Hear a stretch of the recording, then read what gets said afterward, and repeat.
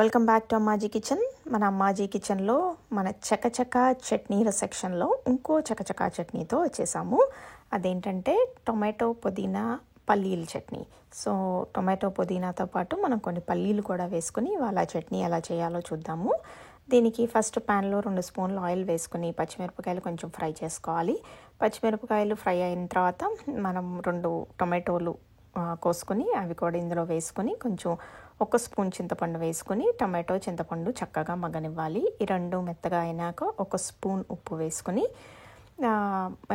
మన పుదీనా ఆకులు అవి కూడా ఇందులో వేసుకోవాలి. 2 టొమాటోలకి మనకి ఒక 15 నుంచి 20 పుదీనా ఆకులు వేసుకోవచ్చు. ఒకవేళ మీకు పుదీనా టేస్ట్ ఎక్కువ కావాలి అనుకుంటే ఇంకొంచెం ఎక్కువ పుదీనా వేసుకోండి. దానివల్ల పెద్ద టేస్ట్ డిఫరెన్స్ ఏం రాదు. పుదీనా ఆరోగ్యానికి కూడా చాలా మంచిది కాబట్టి ఎక్కువ పుదీనా వేసుకున్నా ఈ చట్నీ చాలా బాగుంటుంది.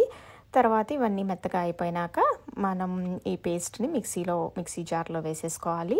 లాస్ట్లో మనం ఇక్కడ కొంచెం వేయించిన పల్లీలు, ఆల్రెడీ ఈ పల్లీలు మేము వేయించుకున్నాము.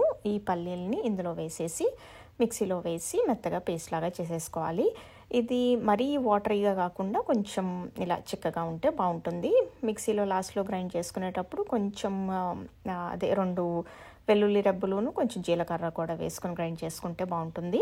తర్వాత దీనికి మనం తాలింపు వేసుకుని చకచక మన ఇడ్లీలో దోశల్లో తినేస్తే చాలా బాగుంటుంది. సో ఇంకా ఆలస్యం ఎందుకు, ఈ చకచకా చట్నీ కూడా ట్రై చేసేసి ఎలా ఉందో మాకు చెప్పండి.